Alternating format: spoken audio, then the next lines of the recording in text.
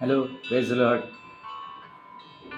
प्रभू येशू ख्रिस्ताच्या गोड, मधुर, सुंदर, सामर्थ्यशाली नावामध्ये पुन्हा एकदा तुम्हा सगळ्यांना सलाम.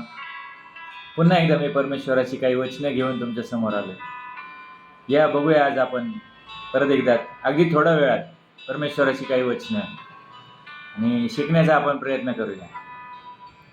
आणि लूका शुभवर्तमानामध्ये 9वा अध्याय आणि 57 वचनापासून 62व्या वचनापर्यंत काय म्हटलंय मी तुमच्यासाठी वाचतो. तेव्हा असे झाले की ते वाटेने चालत असता कोणा एकाने त्याला म्हटले, आपण जिथे कुठे जाल तेथे मी आपल्या मागे येईन. पुढे येशू त्याला म्हणाला, खोकडास बिळे व आकाशातल्या पाखरास घरटी आहेत, परंतु मनुष्याच्या पुत्राला डोके टेकावयास ठिकाण नाही. त्याने दुसऱ्या एकाला म्हटले, माझ्या मागे ये. परंतु तो म्हणाला, प्रभूजी, पहिल्याने मला माझ्या बापाला पुरावयास जाऊ द्या. तो त्याला म्हणाला, मेलेल्यांना आपल्या मेलेल्यास पुरू दे. तू जाऊन देवाच्या राज्याची घोषणा कर. त्यावर आणखी एकाने म्हटले, प्रभूजी, मी आपल्या मागे येईन, परंतु पहिल्याने मला माझ्या घरच्या माणसांचा निरोप घेऊ द्या. येशूने त्याला म्हटले, जो कोणी नांगराला हात घातल्यावर मागे पाहतो तो देवाच्या राज्यास उपयोगी नाही. Praise Lord. आणि ह्या 4-5 अध्यायांच्या वरती एक हेडिंग दिलेलं आहे आणि तिथं हेडिंग आहे की शिष्य होऊ इच्छिणाऱ्यांची कसोटी. जर प्रभू येशू ख्रिस्ताचा शिष्य तुम्हाला बनायचंय, जर तुम्हाला येशूचा फॉलोअर बनायचंय, जर तुम्ही म्हणत असाल की आम्ही विश्वासू आहोत, विश्वासणारे आहोत, तर तुमच्या आणि माझ्यासाठी एक कसोटी आहे. आणि त्या कसोटीमध्ये पहिला एक व्यक्ती आहे. प्रभू येशू ख्रिस्त यरुशलेमीकडे निघालाय आणि यरुशलेमीकडे जात असताना एक व्यक्ती त्याला भेटलाय आणि तो त्याला म्हणतो की आपण जेथे कुठे जाल, 57व्या वचनामध्ये, तेथे मी आपल्या मागे येईन. आणि प्रभू येशू ख्रिस्त त्याला असं म्हणतो की खोकडांना बिळे आहेत आणि आकाशातल्या पाखरांना घरटी आहेत, परंतु मनुष्याच्या पुत्राला डोकं टेकावयास ठिकाण नाही. म्हणजे तो असं म्हणतोय की मला इथे थांबायला, कुठे राहायला जागा नाहीये, कुठल्याही प्रकारचं कम्फर्ट नाहीये. तुला माझ्या पाठीमागे यायचं ये, पण कुठल्याही प्रकारचं कम्फर्ट तुला तिथे मिळणार नाही. आम्ही आजकाल कम्फर्टच्या शोधामध्ये आहोत. जिथे कुठे जाऊ आम्हाला कम्फर्ट पाहिजे, आम्हाला बिस्लरी पाणी पाहिजे, आम्हाला स्वच्छता पाहिजे, आम्हाला टापटीप पाहिजे. एखाद्या छोट्याशा ढाब्यावर जाऊन किंवा छोट्याशा हॉटेलमध्ये आम्हाला जेवण करायची इच्छा होत नाही. आम्हाला आलिशान हॉटेल पाहिजे, आम्हाला चांगल्यात चांगली बेस्ट सुविधा असणाऱ्या गोष्टी हव्यात. आम्हाला कम्फर्ट असणारी जागा आम्हाला हवी. आम्हाला कम्फर्टलेस जागेमध्ये, आम्हाला जिथं थोडंसं विचित्रपणा असेल, थोडंसं चांगलं नसेल, स्वच्छता नसेल, अशा लोकांकडे देखील आम्ही थोडंसं विचित्र नजरेने पाहतो किंवा आम्ही त्यांना थोडीशी तुच्छतेची वागणूक देतो. आजकालचं जीवन पाहिलं तर असंच काहीसं आम्हाला पाहायला मिळतं. परंतु प्रभू येशू ख्रिस्त ज्यावेळेला यरुशलेमीकडे चाललाय त्यावेळेस तो शोमरोनी लोकांकडे जातोय. आणि जर तुम्ही आधी पाहिलं 51व्या वचनापासून पुढे 9व्या अध्यायामध्ये, तर तिथे यरुशलेमीकडे जात असताना तो एका गावाकडे आलाय आणि जिथे शोमरोनी लोकांचं गाव होतं. 53व्या वचनात सांगितले, पण त्यांनी त्याचा स्वीकार केला नाही, कारण त्याचा रोख यरुशलेमीकडे जाण्याचा होता. आणि मग त्या लोकांनी त्याचा स्वीकार केला नाही, त्या गावामध्ये कदाचित त्याचा आदर केला नाही, त्याला एंट्री दिली नाही किंवा कदाचित त्याचा सन्मान झाला नाही. आणि मग तिथे पेत्र आणि योहान म्हणाले देखील की प्रभूजी, आम्ही आकाशातून अग्नी पाडून या गावाचा नाश करायचा आहे का? आणि येशूने त्यांना धमकावलंय असं तिथं सांगितलंय. आणि मग ते पुढे दुसऱ्या गावाला आले. प्रियांनो, देवावर विश्वास ठेवत असाल तर तुमचा प्रत्येक ठिकाणी आदर सत्कार होईल, तुमचा सन्मान होईल. या विषयामधून थोडंसं बाजूला या, या विचारांमधून थोडंसं बाजूला या. जर तुम्ही येशूवर विश्वास ठेवणारे असाल तर आमची निंदा केली जाईल, आमचा छळ केला जाईल, आमचा नाकार होईल, आम्हाला नाकारलं जाईल, आम्हाला धिक्कारलं जाईल, आम्हाला कदाचित तुरुंगात टाकलं जाईल, आमच्या विरुद्ध वाईट, अगदी खालच्या थराला जाऊन बोललं जाईल. या सगळ्या गोष्टींकडे आज तुम्ही विचार करा आणि तुम्ही या गोष्टींना तयार आहात का? पहिला व्यक्ती होता तो असं म्हणतो की येशू, तू जिथं कुठे जाशील तिथं मला तुझ्या मागे यायचंय. आणि येशू म्हटलं की मला राहायला घर नाही, खोकडांना बिळं आहेत, पक्ष्यांना घरटे आहेत, परंतु माझ्यासाठी काहीच नाहीये. मला डोकं टेकायला जागा नाहीये. आणि आज शिष्य होण्यासाठी तुमची आणि माझी ती एक कसोटी आहे. काय आम्ही त्या गोष्टींसाठी तयार आहोत का? आज आम्हाला विचार करायचा आहे. सुख सुविधा नसतील तरी आम्ही देवाच्या पाठीमागे जाणार आहोत का? येशूला आम्ही फॉलो करणारे लोक बनणार आहोत का? आम्हाला थोडासा सन्मान दिला नाही तर आम्हाला राग येतो. आम्हाला जर एखाद्या ठिकाणी स्टेजवर बसवलं गेलं नाही तर अनेकांना राग येताना मी पाहिलंय. आम्ही तिकडे गेलो पण आम्हाला साधं स्टेजवर बोलवण्यात आलं नाही, आम्हाला माईक देण्यात आला नाही, आमचा सन्मान करण्यात आला नाही. आणि सन्मानासाठी काही लोक भुकेले असतात, परंतु त्या सन्मानासाठी भुकेलेले असणाऱ्या शास्त्र्यांना आणि पुरुषांना प्रभू येशू ख्रिस्त किती वाईट शब्दांमध्ये बोलतो हे तुम्ही बायबलमध्ये पाहत असाल. आम्ही येशूवर विश्वास ठेवणारे आहोत का आम्ही सन्मानासाठी जगणारे आहोत? सो कॉल्ड विश्वास ठेवणाऱ्या लोकांसाठी ह्या गोष्टी विशेषतः महत्वाच्या आहेत की आम्ही येशूला फॉलो करायचा प्रयत्न करतोय का? आज प्रयत्न करायची आज तयारी करा. येशूला फॉलो करायचा प्रयत्न करा. जर येशूला फॉलो करणार नसताल तर बाकीचं जगातलं सगळं काही व्यर्थ आहे. सन्मान तात्पुरत्या स्वरूपासाठी असेल. तुमच्याकडे असणारं ज्ञान तुम्हाला स्वर्गात घेऊन जाऊ शकणार नाही. तुमचा पैसा, प्रॉपर्टी, संपत्ती याच्यामधून तुम्हाला काहीच लाभ होणार नाही. सगळं काही इथेच सोडून जावं लागेल. मग आम्ही जर येशूला फॉलो करू तर ऍटलिस्ट स्वर्गाचं राज्य आमच्यासाठी आहे. हालेलुया. अनंत काळचं जीवन तुमच्या आणि माझ्यासाठी त्या प्रभू येशू ख्रिस्ताने देव केलेलं आहे. आणि त्याच्याकडे आम्ही आमचं लक्ष लावायचंय का नाही लावायचं हा ज्याचा त्याचा वैयक्तिक प्रश्न आहे. आम्ही नेमकं काय करतोय आज थोडासा विचार करा. दुसऱ्या उदाहरणामध्ये पुढे जर आलात तर 59व्या वचनामध्ये त्याने दुसऱ्या एकाला म्हटले, माझ्या मागे ये. परंतु तो म्हणाला, प्रभूजी पहिल्याने मला माझ्या बापाला पुरावयास जाऊ द्या. आणि मग येशू त्याला म्हणतो की तो त्याला म्हणाला, मेलेल्यांना आपल्या मेलेल्यास पुरू दे, तू जाऊन देवाच्या राज्याची घोषणा कर. आणि मग दुसऱ्या एका व्यक्तीला प्रभू येशू ख्रिस्त म्हटलं की चल माझ्या पाठीमागे ये. आणि तो म्हणतो की मला माझ्या बापाला जाऊन पुरून येऊ दे पहिले. काही स्कॉलर लोकांचं असं म्हणणं आहे की तो त्याचा बाप ऍक्च्युली मेलेल्या अवस्थेमध्ये नव्हता. जर तो मेलेला असता तर हा प्रभू येशू ख्रिस्ताच्या पाठीमागे किंवा तिथं त्याला बघायला कशाला आला असता, त्या गर्दीमध्ये का आला असता. आणि मग त्याचं असं म्हणणं होतं की मला अजून थोडे दिवस माझ्या आईवडिलांकडे जाऊ देत. चांगलं आहे, आईवडिलांची सेवा करणं, आईवडिलांच्या संगती राहणं, आईवडिलांची काळजी घेणं ही अतिशय चांगली गोष्ट आहे.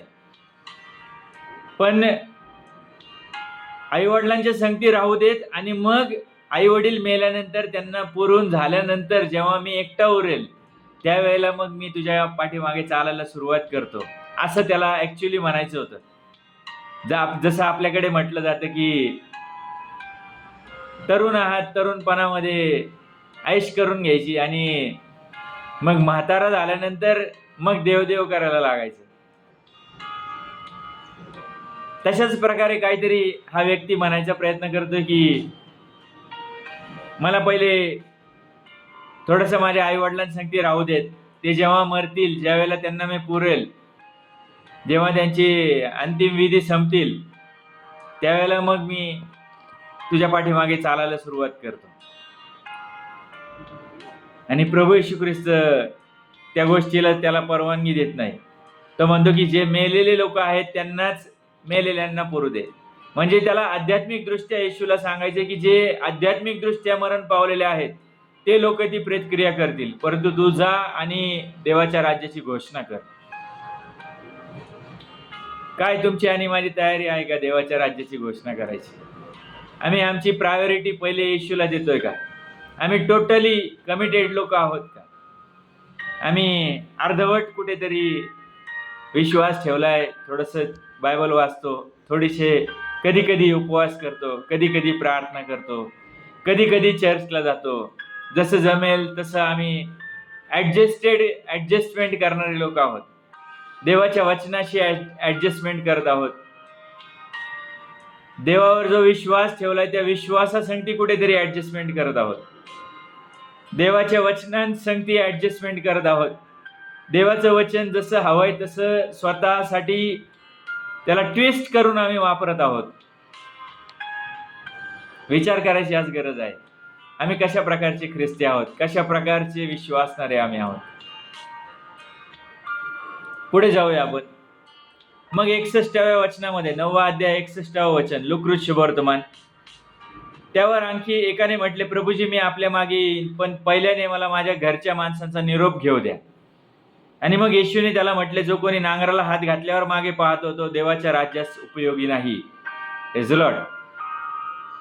आणि मग अजून एक जण आहे आणि तो म्हणतो की प्रभूजी मला पण तुझ्या पाठीमागे यायचे, पण मला जाऊन घरी आधी जाऊन सेंड ऑफ घेऊन येऊ दे. मला माझ्या घरच्या लोकांचा निरोप घ्यायचा आहे. त्यांना मला सगळ्या गोष्टी कदाचित समजावून सांगायच्या, प्रत्येकाला ज्याची त्याची प्रॉपर्टी वाटून द्यायची, किंवा जे काही असेल XYZ त्याला निरोप घ्यायचा आहे म्हटल्यानंतर तुम्ही समजू शकता कशा प्रकारचा निरोप घेऊन त्याला यायचं असेल. किती वेळासाठी तो येणार असेल माहित नाही. आपण पाहतो मिलिटरी लोकांना जसं सेंड ऑफ देतात किंवा त्यांना जाण्यासाठी त्यांची फॅमिली पूर्ण प्लॅटफॉर्मवर आलेली असते आणि त्यांना निरोप दिला जातो. काही काळासाठी असतं ते, 4-6 महिन्यांनी वर्षभराने सुट्टी घेऊन ते पुन्हा घरी येणार असतात. तसा हा व्यक्ती किती वेळासाठी चालला होता किंवा किती वेळाने निरोप घेऊन तो परत येणार होता, किती वेळासाठी तो येशूकडे येणार होता माहित नाही.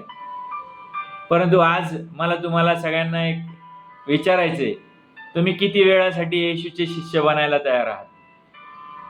तात्पुरत्या स्वरूपात, थोड्या वेळासाठी, गरज आहे तोपर्यंत, आजार विकार आहेत तोपर्यंत, एकदा आजारातून बाहेर पडले, एकदा गरज संपली की मग गरज सरो आणि वैद्य मरो. आमच्याकडे असाच प्रकार आहे नाही का? एकदा माणसाला गरज संपली की मग त्या व्यक्तीची, त्या देवाची किंवा जे काही असेल एखाद्या वस्तूची गरज संपल्यानंतर त्याची किंमत वाटत नाही. तशाच प्रकारे आम्ही काहीसं जगायचा प्रयत्न करतो. देवाच्या बाबतीतही आम्ही तसंच करतो. अनेक लोक आहेत जे फक्त काही कारणासाठीच प्रभू येशू ख्रिस्ताकडे येतात. परंतु आज मला तुम्हाला सगळ्यांना सांगायचंय, तो प्रभू येशू ख्रिस्त जो यरूशलेमेकडे चालला होता, ज्याला माहित होतं की त्याचे आता पुढचे दिवस संपत चाललेले आहेत, तो अगदी थोड्या काळासाठी या पृथ्वीवरती होता. त्याला माहित होतं की मी यरूशलेमेकडे निघालो, यरूशलेमे माझा जल्लोषाने जयोत्सव होणार आहे, मला गाढवावर बसायचंय आणि त्याच्यानंतर माझ्या नावाचा जय जयकार केला जाईल आणि त्याच्यानंतरच्या पुढच्या आठवड्यात लगेचच मला धरून देण्यात येईल, मला वधस्तंभावरती मारलं जाईल, माझी निंदा केली जाईल, माझा छळ केला जाईल. हे सगळं काही येशूला माहित होतं. आणि तो प्रभू येशू ख्रिस्त, तुम्ही आणि मी त्याचे शिष्य कसे असावेत हे तो आम्हाला जात असताना सांगतोय. आणि मग त्याचा वधस्तंभ, जो वधस्तंभ त्याने तुमच्या आमच्यासाठी वाहिलाय, तो वधस्तंभ घेऊन जाण्यासाठी आम्ही आमची तयारी केली आहे का? आज आम्हाला विचार करायचा आहे. आम्ही पाहत आहोत जगामध्ये सर्वत्र अतिशय विचित्र अवस्था आहे. जग बदलत चाललेलं आहे, प्रीती थंड होत चाललेली आहे, पूर, दुष्काळ आणि अनेक प्रकारच्या मरी, अनेक प्रकारची संकट या जगामध्ये आम्ही पाहत आहोत, युद्ध आम्ही पाहत आहोत. आणि हे सगळे शेवटच्या काळाचे भविष्यचिन्ह आहेत, भविष्यवाणी आहेत. आणि या सगळ्या होत असताना काय आम्ही त्या शिष्यत्वाला जागणारे लोक आहोत का? आम्ही त्या येशूचे शिष्य म्हणायच्या पात्रतेचे लोक आहोत का? नसताल तर आज पुन्हा एकदा संधी आहे प्रियांनो. चुकला असताल, पडला असताल, प्रभू येशू ख्रिस्त लगेचच तुम्हाला फासावर चढवत नाही. तो पाप्यांना तारण्यासाठी या जगामध्ये आला. तुम्ही त्या येशूकडे विश्वासाने या आणि तो येशू तुम्हाला आज पुन्हा एकदा क्षमा करायला तयार आहे. पश्चाताप करा.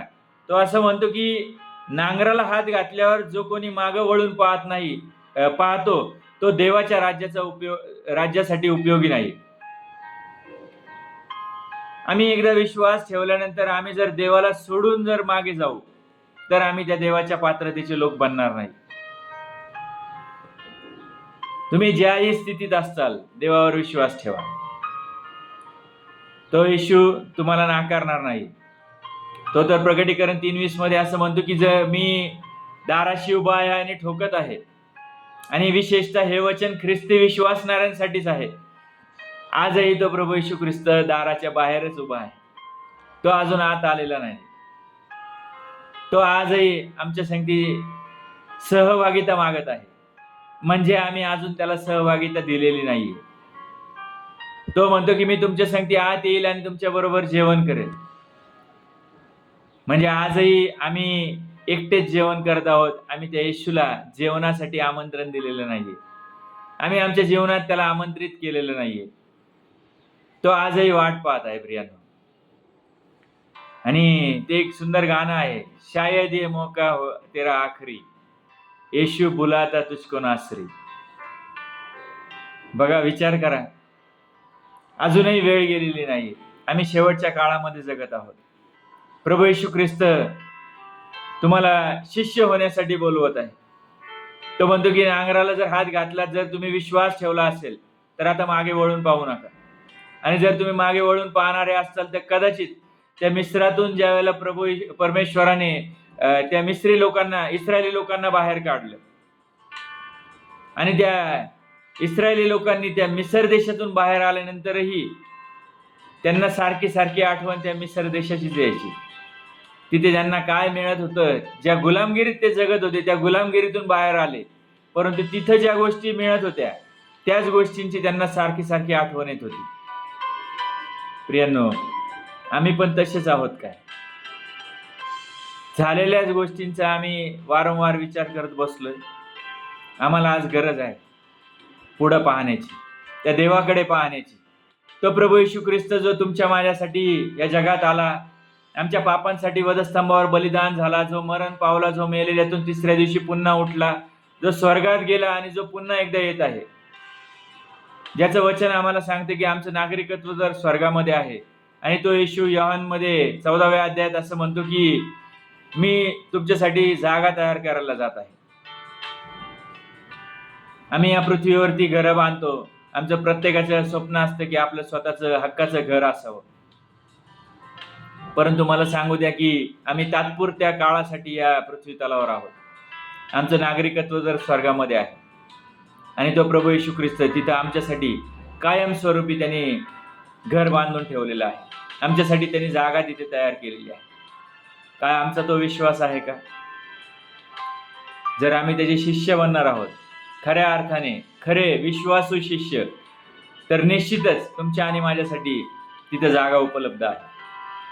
आमची तयारी आहे का? आमचं अंतःकरण तयार झालंय का? आज या गोष्टींचा मोठा प्रश्न आहे.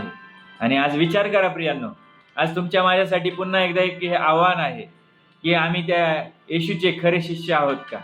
जर नाही तर आज आम्हाला पुन्हा एकदा नव्याने तयारी करायची गरज आहे. तुम्ही तुमच्या जीवनामध्ये विचार करा, मी माझ्या जीवनामध्ये विचार करणार. आम्ही सगळेजण मानव आहोत, कुठेतरी चुकत आहोत, कुठेतरी पडत आहोत. परंतु त्या परमेश्वराला जर हाक मारू, जर त्या परमेश्वराकडे आम्ही धावा करू, तर निश्चितच तो आम्हाला उत्तर देणारा, आमचं सहाय्य करणारा, आम्हाला मदत करायला तो सर्वदाच तत्पर असणारा परमेश्वर आहे. आणि म्हणून आज माझं सगळ्यांना आव्हान आहे की परत एकदा विचार करा प्रियांनो, प्रार्थना करा, विश्वासामध्ये बळकट व्हा आणि या वचनांकडे लक्ष द्या. आम्ही नांगराला हात घातल्यानंतर पुन्हा मागे वळून पाहत आहोत काय? आज विचार करा. थांबूया आज आपण इथे. मी छोटीशी प्रार्थना करतो.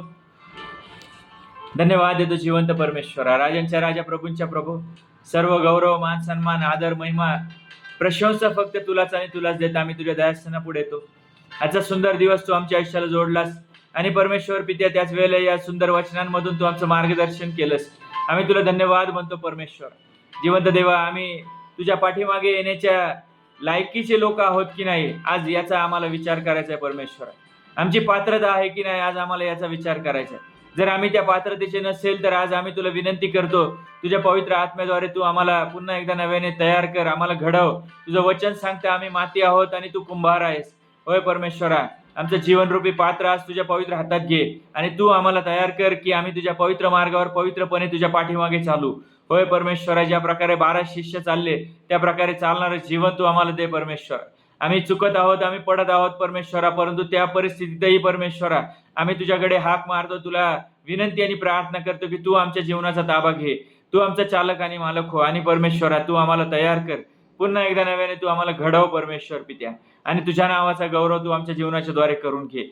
जिवंत परमेश्वरा, आम्हाला तुझ्या पाठीमागे यायचंय. आम्हाला तुझ्या पाठीमागे येत असताना मागे वळून पाहायचं नाही, तर परमेश्वरा आम्हाला जिवंत देवा आमची धाव तुझ्यामध्ये संपवायची आहे परमेश्वरा. आणि त्यासाठी तू आमच्या प्रत्येकाचं मन अंतःकरण तयार कर. हा व्हिडिओ पाहणाऱ्या ऐकणाऱ्या प्रत्येकाचा जीव, आत्मा आणि शरीर प्रभू येशू तुझ्या रक्ताच्या आच्छादनाखाली घे.